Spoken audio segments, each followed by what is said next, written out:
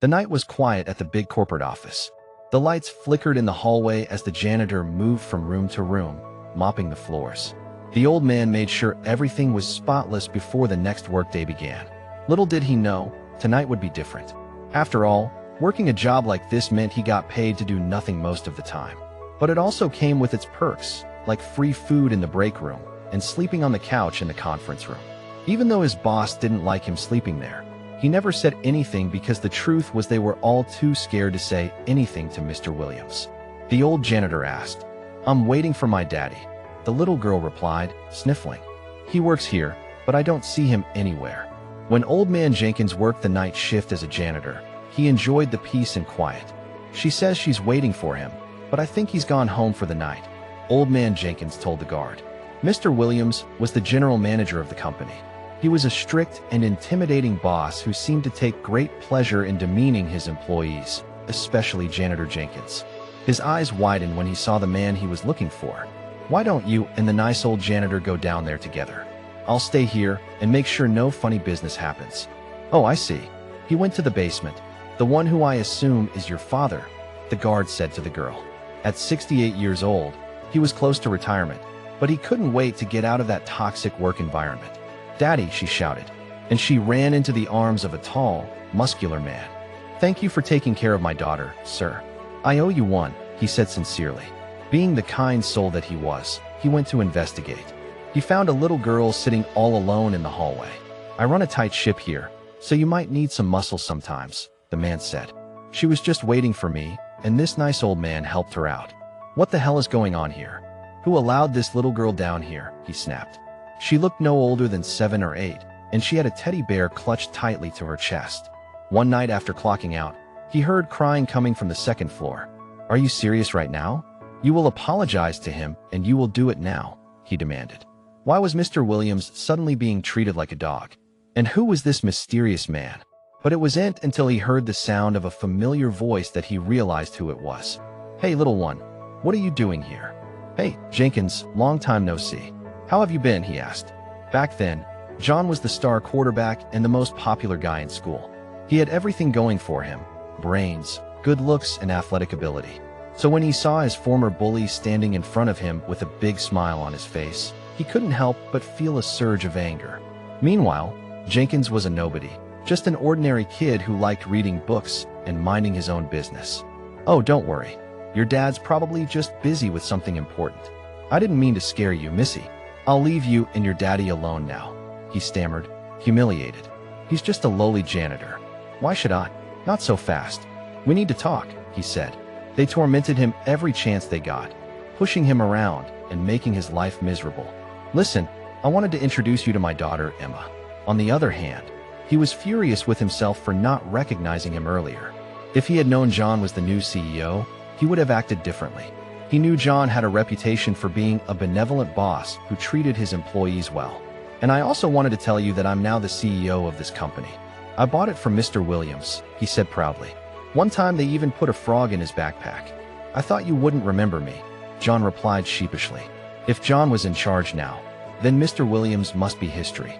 He knew his boss was a bad apple, but he had no idea that his fate would be sealed so quickly. And when he went to the bathroom and sat down, the little creature jumped out and landed on his face. "I was a real jerk back then, and I know that doesn't excuse what I did." It was obvious what had happened. Mr. Williams had been exposed, and he had chosen to resign rather than face the consequences of his actions. "I want to apologize to you for bullying you and making your life miserable," John said sincerely. "Tell you what, why don't I walk you to the security guard over there?" When John heard about it, his face flushed with anger. "What the hell? That's not okay. No wonder you hated working here. I'm gonna fire that guy right now," he said. "I'm sure he'll help you find your dad." "Daddy, are you gonna fire the nice old janitor?" she asked innocently. "Now let's go find Jenkins and tell him the good news," he said with a smile. Not only had he cleaned up the workplace, but he had also created a positive and supportive environment where everyone felt valued. "Hey, Jenkins, come here for a second, would you?" He had waited so long for this moment, but he never thought it would actually happen. "Okay," the little girl said. She wiped away her tears and nodded toward the man in uniform sitting behind the desk. "Excuse me, Mr. Security Guard, can you help this little girl find her father? I know it must have been scary for her, but you took good care of her, and I appreciate that," John said sincerely. Let me check the cameras," the guard said. He looked at the footage from the second floor. "Can I go to the basement now?" she asked hopefully. "Besides, you've always taken pride in your work, and I know you'll do a great job in this new role," he said. He couldn't believe he was actually getting a raise after working at this dead-end job for so many years. It was like a miracle. "Oh, thank you, Mr. Hansen, but I don't know," he stammered. "Of course, little one," the guard replied. A much bigger problem was lurking in the shadows, waiting to strike. And the worst part was he had no idea that the person he trusted the most was behind it all. The janitor held out his hand to the girl and smiled. "All right, come on then. In fact, I'm going to give him a promotion." The moment they stepped into the dimly lit basement, the girl's face lit up. "Emma, what are you doing here?" "I told you not to leave the apartment," the man said sternly. But his tone softened when he looked at Jenkins. "It was no trouble at all, really. Just doing my job," the old janitor replied with a wave of his hand. "Well, if you ever need anything, don't hesitate to ask." Before Jenkins could respond, his boss, Mr. Williams, appeared beside them. "I did, Mr. Williams," the girl's father replied calmly. "And I expect an apology for scaring her." Mr. Williams looked at the old man with disgust. "You shouldn't be down here, you filthy janitor. Get back to work," he ordered. But the girl's father stepped in front of him, blocking his path. "Me? Apologize to him? Because he's a human being just like you and deserves to be treated with respect. Now do it," the man growled. Mr. Williams hesitated for a moment, but under the intense gaze of the imposing man, he caved. Fine. I'm sorry." As soon as he turned to leave, the man blocked his way again. Jenkins watched in disbelief as Mr. Williams was escorted out of the basement by the man and his daughter. What was going on here? He racked his brain trying to remember if he had ever seen the man around the office. "John, is that really you?" Jenkins asked in surprise. John turned around, and a wide smile spread across his face. Jenkins couldn't believe his eyes. It was John Hansen, his former high school bully. But John and his gang of friends didn't like that Jenkins stayed out of their hair. Jenkins never forgot the humiliation he suffered at the hands of John and his cronies. "Don't you recognize me, John? Or maybe you're pretending you don't," he said angrily. "Jenkins, I swear. It's been so long since we last met."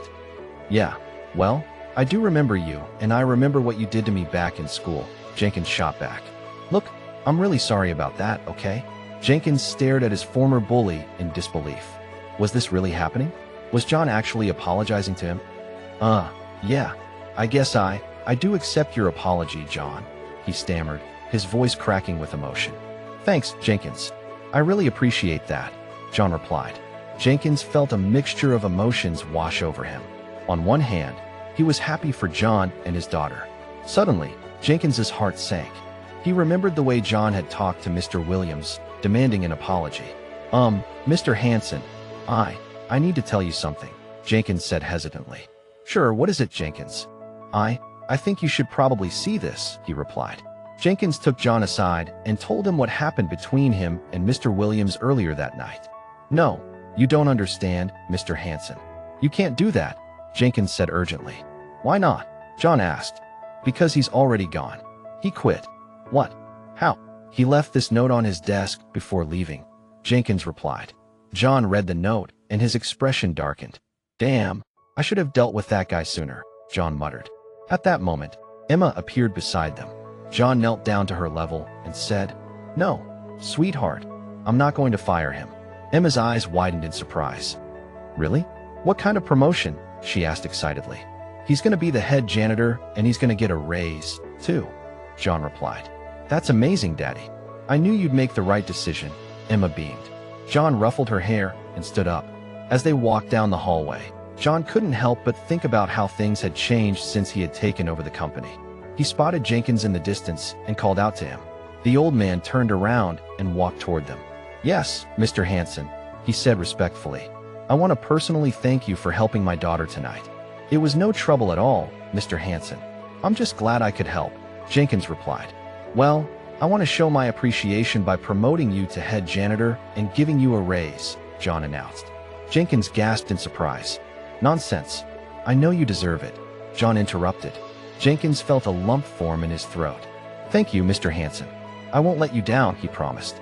John clapped him on the shoulder and said, "I know you won't. Now let's get back to work." As the three of them walked away, Jenkins couldn't help but smile. He had never been happier to be a janitor. However, this was just the beginning. Little did Jenkins know that this was merely the tip of the iceberg. What will Jenkins do next? Find out in part 2.